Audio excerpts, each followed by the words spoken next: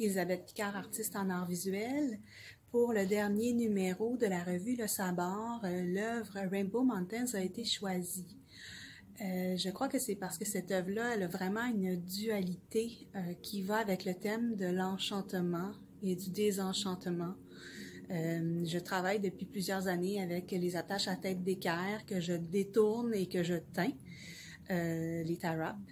Et l'œuvre Rainbow Mountains, elle a été inspirée en fait d'un des paysages les plus extraordinaires du monde parce que ça me séduisait et j'essaye de m'inspirer de la nature parce que je trouve que c'est ce qu'il y a de plus extraordinaire autour de nous, de plus complexe, de plus inspirant.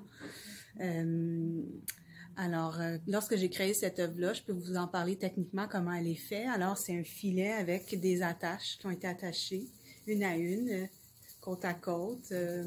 Ça ressemble un peu au principe du tapis au point noué. Et puis, ce que ça donne, c'est que ça fait une espèce de textile flottant, souple, qui rappelle un peu aussi un paysage ou une structure architecturale, on peut dire aussi.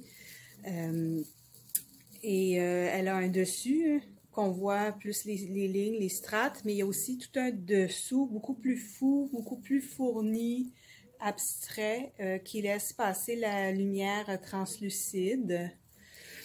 Alors cette œuvre-là, je crois qu'elle suscite la contemplation, l'émerveillement, mais à la fois aussi elle a un côté obscur parce qu'étant donné qu'elle est faite de plastique, elle nous ramène à notre identité d'humain, notre impact qu'on a sur la nature avec notre manière d'utiliser le plastique de manière singulière, c'est-à-dire qu'on fait une utilisation et on le jette.